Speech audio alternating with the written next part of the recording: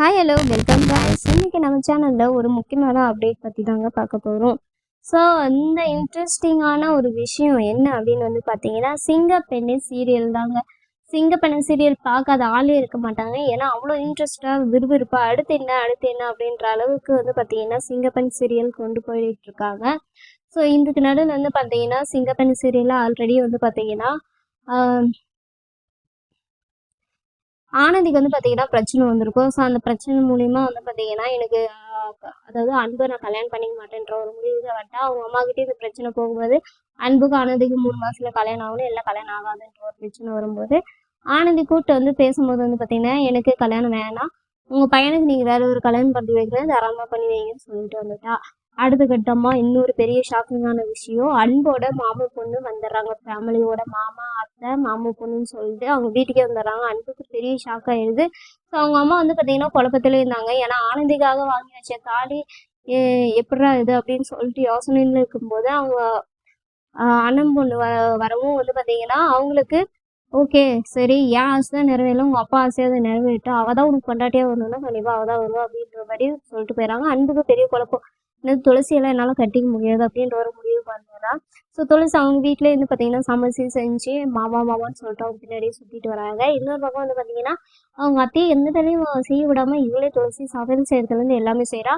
So அவங்க அத்தைக்கிட்ட வந்து பார்த்தீங்கன்னா அன்பு மாமாவோட கார்மெண்ட்ஸ் எங்கே இருக்குது, கம்பெனி எங்கே இருக்குது, நான் போய் லஞ்ச் கொடுத்துட்டு வரேன், மாமா காலையிலே சாப்பிடல, நான் போய் கொடுத்துட்டு வரேன்னு சொல்லிட்டு அவள் ஆசையாக மீன் குழம்பு மீன் ஃப்ரை எல்லாம் சமைச்சு ஸோ அவள் வந்து பார்த்தீங்கன்னா கார்மெண்ட்ஸ்க்கு எடுத்துகிட்டு போகிறாள். ஸோ இந்த ஒரு சமயத்தில் கார்மெண்ட்ஸில் என்ன நடக்குதுன்னு பார்த்தீங்கன்னா அன்பு போகும்போது வந்து பார்த்தீங்கன்னா கொஞ்சம் லேட்டாகவே கார்மெண்ட்ஸ் உள்ள வர. ஆனந்தி எதிர்பார்ப்போட இருக்கா, என்னன்னு ஒன்றும் அன்பு வரவே இல்லையே, என்னாச்சுன்னு தெரியலன்ட்டு.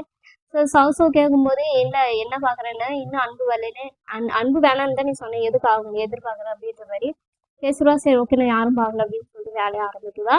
அப்போ அன்பு வந்து பார்த்தீங்கன்னா வந்ததுமே தடால்தடியா நீ என் கூட பேருந்து வரையே இல்லையா, நான் கூட பேசணும்னு சொல்லிட்டு சவுண்டை பேச ஆரம்பிக்கிறான். அன்பு என்னத்துக்கு போய் கத்துறீங்க, எல்லாரும் பார்க்குறாங்க, எல்லாம் பார்த்தா பார்க்கட்டும் அப்படின்னு சொல்லி எனக்கு வேலை இருக்குன்னு வேலைலாம் அப்புறம் செஞ்சுக்க நான் உங்கள்கிட்ட பேசி ஆகணும்னு சொல்லிட்டு வழுக்க டைமாக ஸ்டோர் ரூமுக்கு வந்து பார்த்தீங்கன்னா அன்பு வந்து பார்த்தீங்கன்னா ஆனந்தி வீட்டுக்கு போயிடுறாங்க. ஸோ அந்த இடத்துல என்ன நடக்குது அப்படின்னு வந்து பார்த்தீங்கன்னா நீ சொல்லிட்டு வந்த ஒரு விஷயம் இப்போ என்ன ஆயிருக்கு தெரியுமா, என் வீட்டில் நீ வேற ஒரு பொண்ணை பார்த்து கல்யாணம் பண்ணி வச்சிருக்கா அப்படின்னு சொல்லிட்டு எதுக்காக சொன்னேன், அந்த ஒரு வாழ்க்கை எங்கள் அம்மா எவ்வளோ உடஞ்சி போயிட்டாங்க, எவ்வளோ கஷ்டப்பட்டாங்கன்னு எனக்கு தான் தெரியும்.